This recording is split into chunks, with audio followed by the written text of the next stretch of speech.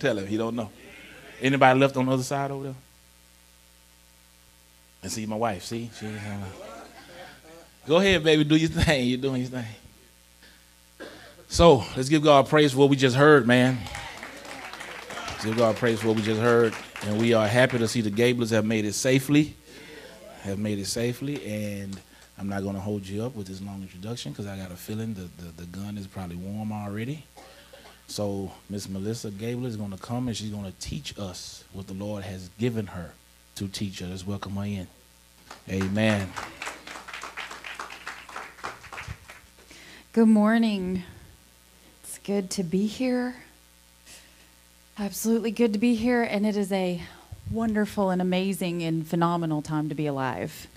And that's basically what I'm going to talk about, why it's wonderful and amazing and phenomenal to be alive today.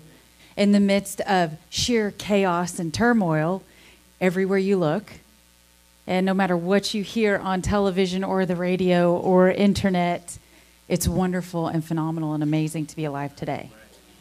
We get to be the bearers of that.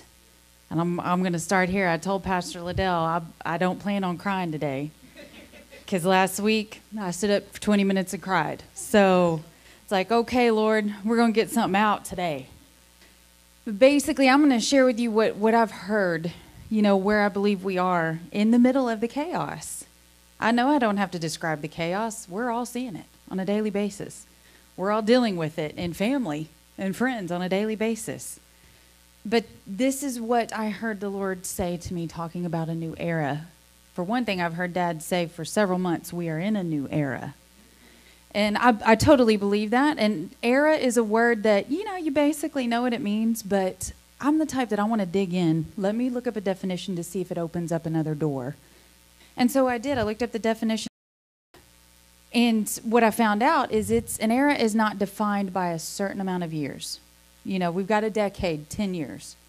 We've got a century. We've got all of these things are defined by a number of years, but an era is not. An era, by definition, is a memorable or important date or event, especially one that begins a new period in the history of a person or a thing. I'd say we're in a new era. But there's multiple definitions, but here's one that got me. It was at the bottom of the list. You look at definitions and there's like 1, 2, 3, 4, 5, 6. This one was at the bottom of the list, and it punched me in the face. An era is a stage in development. What? It's a stage in development. That's what an era is. And so that drove me to look up development. I know what development is. I used to develop pictures in a darkroom. I know what development is. But I just aged myself. Okay. Okay. These days you just print them out. Anyway, it's a stage in development. But what is development? So I went back to Webster's 1828 dictionary. This is what development is. An unfolding. The discovering of something secret or withheld from the knowledge of others. A development is an unraveling plot. So the era we have been in is a stage of development. The area that we are walking out of as we walk into a new one has been an unraveling plot.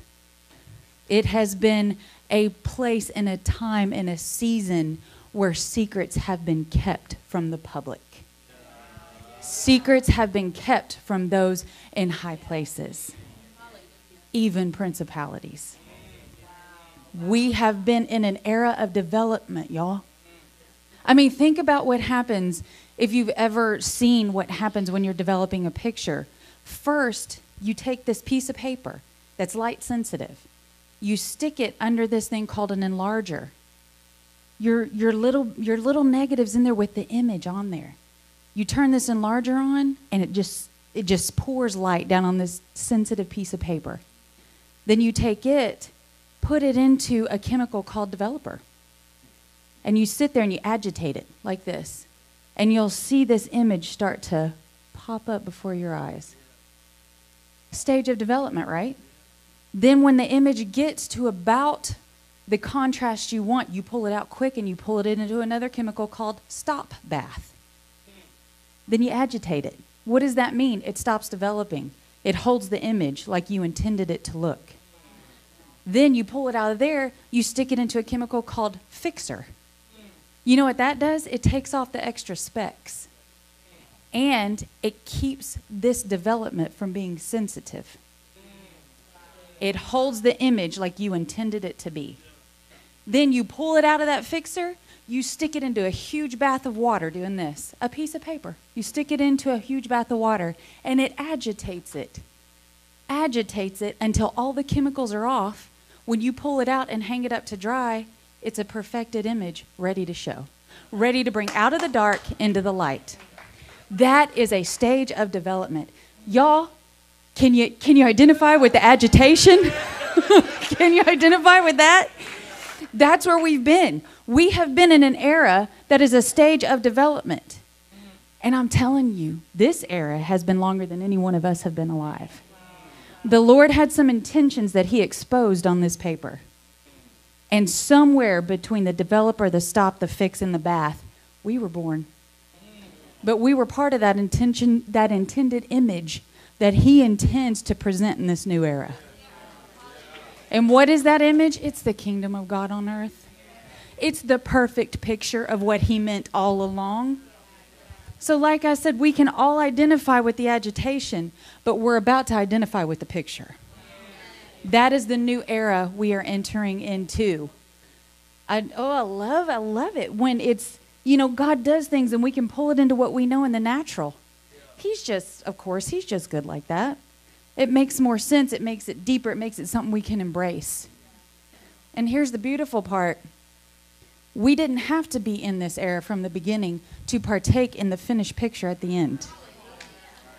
We were born for such a time as this. Every single one of us. Not a person in this room that wasn't. But, so that is development. We have been in a stage of development. We've been in the midst of an unraveling plot all of our lives. And when I say all of our lives, I'm looking at, I heard that after the death of Billy Graham, being 99 years old. That's the era I'm talking about. See, not one of us are close to 99. So like I said, there's been this agitation. There's been this thing developing all along in this era. And the intentions of God have been unfolding in the church, in us. I mean, we know the church has not seen its best days. We know that. But here's the new part of the new era that we are in, is the church is no longer going to be identified as a building down the street. It's going to be identified as the person. But no, y'all, we've just gone through the wash. Oh my goodness, I love it. And he knows the tones he's looking for. He adjusted it as he exposed it. But when he pulls it out into the light, the world is in awe of the contrast, the depth, and the beauty of what he has done. So none of us have seen it. We're in a head spinner right now.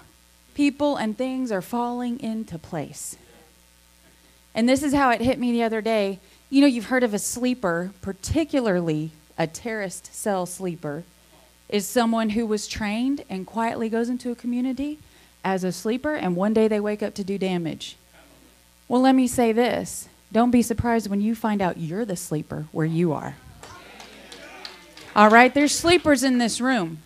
And you have gone through seasons of agitation and agitation and agitation. But what you got to realize is every season of agitation took you to another process of the development. And you are going to be set into places where when they need it, you're going to wake up as the sleeper that God intended. If evil has it, why wouldn't light have it? Why wouldn't God have the absolute opposite of everything the enemy is throwing out? Of course he would. He thought of it first. The enemy distorted it. So we're the ones that are bringing the picture into clarity. Got ourselves a picture thing coming on here. We're the ones that get to be a part of focusing the lens, heaven on earth. So here's another piece. This one hit me. Here's another piece of this unraveling plot that we as the church need to be aware of right now, where we are, is the great cloud of witnesses. You've heard that talked about. We've heard the scriptures of we are surrounded by a great cloud of witnesses. And just this morning, the Lord started opening this one up. What we need to realize is a witness is a testimony. A witness is proof to an event. we, right here, right now in 2018, headed into a new era, are surrounded by a cloud of witnesses. Now, I don't know about you, but I think most of my life, you know, when you grow up hearing that, it's like, oh, sure, you know, sure, that's great. But I think for me personally, I used to think the great cloud of witnesses was like, you know, grandparents that passed on before the Lord giving them an opportunity to see their seed on earth, that sort of thing. And I'm not saying that's not it. But what I've learned over the last couple of years is the great cloud of witnesses are people like David and Paul and Moses and Abraham and Billy Graham and William Seymour are part of the great cloud of witnesses that are surrounding us right now. And what does that mean? They walked ahead of us and proved the mightiness of the Father on this earth. Not just because they're in heaven. They did it on this earth. They brought heaven here. Everybody I just named, and there's tons of names I know you're probably thinking of that I'm not even, you said it, Smith Wigglesworth. Good gracious. Talk about somebody who grabbed heaven and said, we will have this here. That's what the great cloud of witnesses did. They were like, I don't care about the chaos. I don't care that my Twitter account was banned. I'm going to grab heaven and bring it here to earth. I don't care that the media is trying to tell me that I should allow everything and anything to go on this earth because that's true love. I don't care what the media defines love as. I'm going to grab heaven and I'm going to bring it down to earth and I'm going to be it on this earth. That's what the great cloud of witnesses did. They did the thing. They did what they were born to do. And they left a mark. And so we being surrounded by that cloud means we have every bit of grace to do what we were born to do. And why is it? Think about so many of them. Like David didn't have the example of Paul. David didn't have the example of a Billy Graham. You know what I'm saying? I mean, that's kind of small in comparison, but he didn't have that. He just walked out in relationship. Was David perfect? Nope. Not by any means. But God called him a man after God's own heart. What? We have the man after God's own heart as a witness to 2018 saying, you better believe you can be a man, you can be a woman after God's own heart. I was. You sure can. Y'all, we've got these shoulders to stand on. That's what it's about. We're standing on the shoulders of this great cloud of witnesses. But let me bring it up in Hebrews 12:1, and I'm reading out of the Passion. Love it.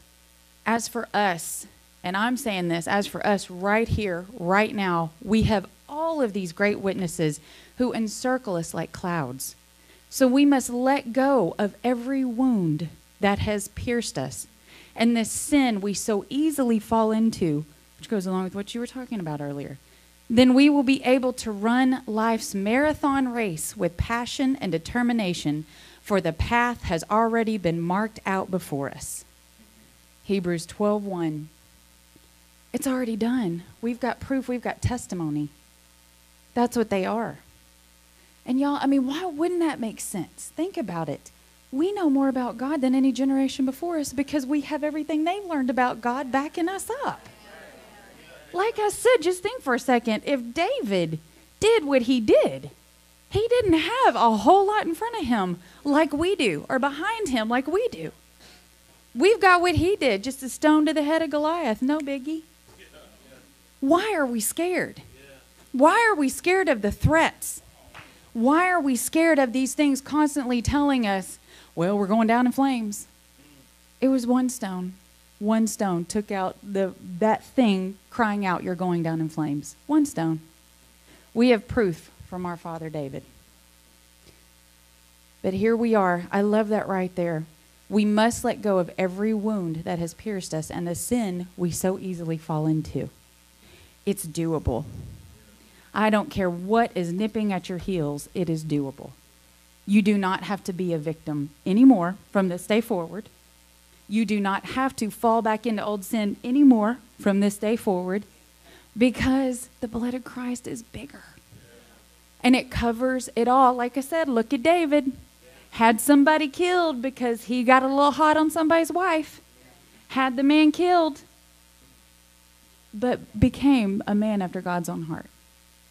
We have a merciful, loving Father who is determined that his intention will be manifest on this earth. Y'all, he's pulling out a picture from the dark room none of us have ever seen. As soon as the light hits it, you know, we've heard scriptures about every knee will bow, every tongue will confess. Wait till this picture that has been in development in this past era hits the light. That's where we are. Like I said, we get to be a part of it. Let me bring it even more into that picture analogy. We're in the picture. When he pulls it out, we're in it. My God, we are in a kairos moment. That is a Greek word that means proper time. There you go. That's what kairos means, proper time. My terminology, perfect timing. And we've lived to see the perfect timing of God. What? I mean, that's what got me. Last week when I couldn't speak, it was just the weightiness of that right there. We have had generation after generation, and I know a lot of you have had grandparents and aunts and uncles that have prayed for manifestation of God, have prayed for you to walk in your destiny. Y'all, we're in it. That new era, it's like that flip of that calendar. We're in a new era. We get to see what generations before us have cried out to see. But you know what? Their prayers were part of that agitation. Their prayers were part of the development of that picture. It's not that God didn't hear them. I know a lot of saints have gone on to heaven without seeing manifestations of things they cried out for. But you know what? A lot of them are standing in that cloud right now going, come on, you're there. Keep going. They can see it. They can see what God's doing in us. And you know what? They're cheering us on. So can I say this to you right now? If you have been through hell and you are just right there at the edge today, don't give up. We are there. It is time. We are in a kairos moment. We are in the perfect timing of God. And now, you know what, though? Let me say this. Let's not limit what that needs to look like. You know, like Billy Graham, that man filled stadiums. He was anointed to fill stadiums. But let's not limit it that like it has to look that way. That is wonderful. I'm all for it. You know, I'm all for it if they go down there to, you know, Houston and fill up a couple of those stadiums. That's fine. But let's not limit it to that's the only thing that means it's God. Y'all, we have technology. That's bigger than a stadium. So, Lord, do it. Do whatever you want to do. Because one person reaching one person every day is just as big. We're not going to limit him this time. We've seen tremendous things, and I'm thankful for that. That's part of our heritage, y'all. But let's not limit it. No eye has seen, no ear has heard. The Lord knew technology was coming. He knew what he was going to put in the mind of developers. So let's believe for new development that we've never seen. And I know it's out there. And here's the thing, what we declare today is anywhere the enemy is hindering the development of God, may he become agitated. But we are in that kairos moment, and I want to put this thing in a nutshell where we are currently.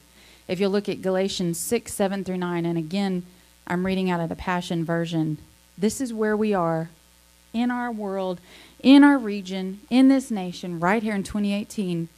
Make no mistake about it. God will never be mocked. Oh, I've been saying that for days. You're not going to be mocked. Every time I try to watch a little bit of news, I have to walk away going, you're not going to be mocked. Keep on. He's not going to be mocked. God have mercy. For what you plant will always be the very thing you harvest. The harvest you reap reveals the seed that was planted. If you plant the corrupt seeds of self into this natural realm, you can expect a harvest of corruption to experience it. If you plant the good seeds of spirit life, you will reap the beautiful fruits that grow from the everlasting life of the Spirit, that produce. And don't allow yourselves to be weary or disheartened in planting good seeds. Y'all, you've done it. Don't faint now. Don't be weary or disheartened for the season. And that word right there, season, is kairos. For the perfect timing of reaping the wonderful harvest you planted is coming. This is where we are. And I'll tell you what, let me just say this. This isn't for fear's sake. This is for fear of God's sake. He will not be mocked. Y'all put on your seatbelts. We're about to see some ugliness exposed. So just be ready for that. Because you know what happens after ugliness is exposed? The picture that he just developed gets pulled out, and we get to go in as the light of the world and see healing. We get to lay hands. We get to walk wherever our feet tread is ours. After the moments when these ugly things are about to be exposed, we get to walk in and go, bring the mercy of God. Bring the healing of God. That's where we are. And it's because our God will never be mocked. They think he's not even real. But I'm telling you, that's the beginning of this new era, is he is about to expose evil at its darkest. Prepare yourself. I'm telling you now, prepare yourself for what is about to come out. But prepare yourself not just to take it and to be appalled. We know darkness is dark. Evil is evil. And there's a lot of it going on. But here, it says it right here. At the perfect time, you'll reap what you sowed. So, where you guys have been sowing seed into this area, into this region, doing what the Lord told you to do, y'all better get ready. Y'all better get ready for the seed, for the fruit that is coming to you. And believe me, you can't imagine it. And I know you guys aren't trying to hold it in and put borders on it, and this is the only way it's God, is if it looks like this. I know y'all. You don't do that. But you're going to see some fruit that we've never heard of. You know, we've heard of bananas. We've heard of apples. But there's fruit we haven't heard of that has been held off for such a time as this. You know why? Because it's been developing. It's been in the dark room developing for such a time as this. But just like you're going to see phenomenal fruit, I'm telling you, evil is about to understand you don't touch the sacred. God will not be mocked. And if you reach out and touch it, you're going to draw back a nub. That's where we are, y'all. So we need to be prepared to be the light. We already are. We've been developed in a dark room. Isn't that interesting? We've been developed in a dark room to be the light. That's where we are. God is not mocked. That which you reap, that's what you sow, you shall also reap. So here's why I'm bringing it to this right here. We get to be a part of this.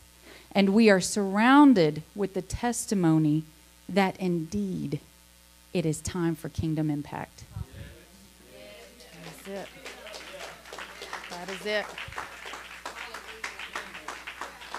Gotta just drop. I don't know, man. I don't know, man. Woo! Yeah.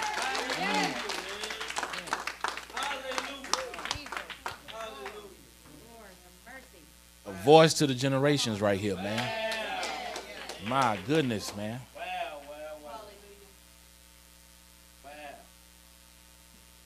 Developed in a dark room and agitated. I saw that word in capital letters, the whole word, agitated. I never knew that had to happen in a dark room. I agitate.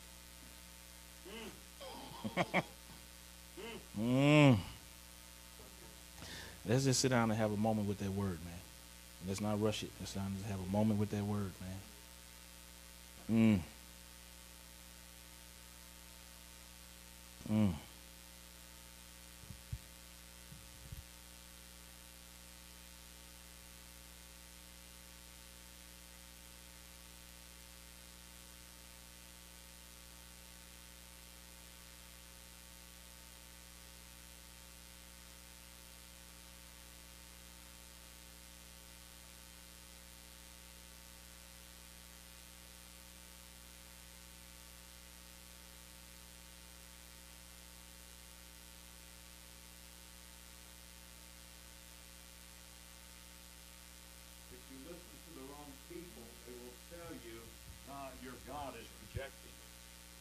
If you listen to the wrong people, they'll tell you your God has put you back on a shelf. If you listen to the wrong people, they'll tell you your God's not ready for you. But the Lord your God works on, works in, and works deeply on those that He would use to the greatest extent. If you would listen to other people, you would measure your effect, you would measure your calling, you would measure what the Lord has labeled you as something that is not as significant as someone else. But the Lord says the days of comparison are not now. Do not compare one to another. But the Lord your God would have you compare to your Lord and Savior Jesus Christ. His depth of commitment, His depth of loyalty, His depth of faithfulness, His consistency, His character. But don't listen to other people who would point at you or advise you. Well, you're just this or you're that or you're not this or you're not that. For what the Lord has called you, that's what you are. What the Lord has touched your life for, that's what you are. Now allow the Lord to agitate you by people, circumstances, and time. It will bring you to perfection. It will bring the fire to the place that the gold can be refined and come out as pure. Well, the Lord would purify your thoughts. He would purify your value system. And He would say, do not measure your value against people's opinions or the consensus of even many. But go to the Word. Go to the working of the Spirit in the water.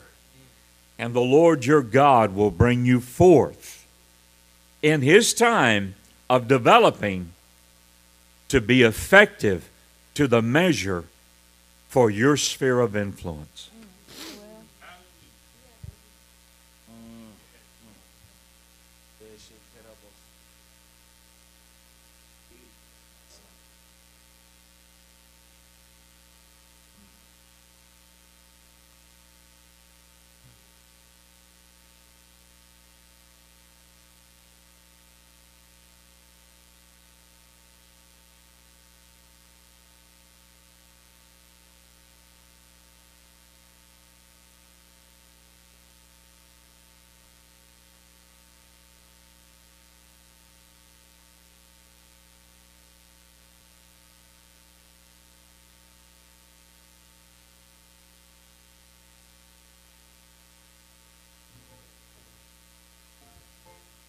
Let me just encourage you in this sense. To the degree that you realize what you're hearing today so far is for you personally, to the degree that you're confident in Him that this is for you specifically and personally, to that degree is the access He has to you to get it done.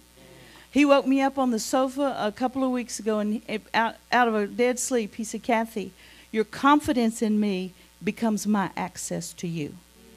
And what I saw was a corridor opening up from heaven to earth. And He said, to the degree that that is complete confidence in me, it's like there's no hindrance on the walls to slow down what's coming. There's nothing that has to be filtered through. He said, if you'll have confidence in me, that gives me access to do exactly what I have sent from heaven to earth to manifest. And I charge you, I exhort you, have confidence that what you're hearing is for you personally, and give God the access, the go. Amen. Amen.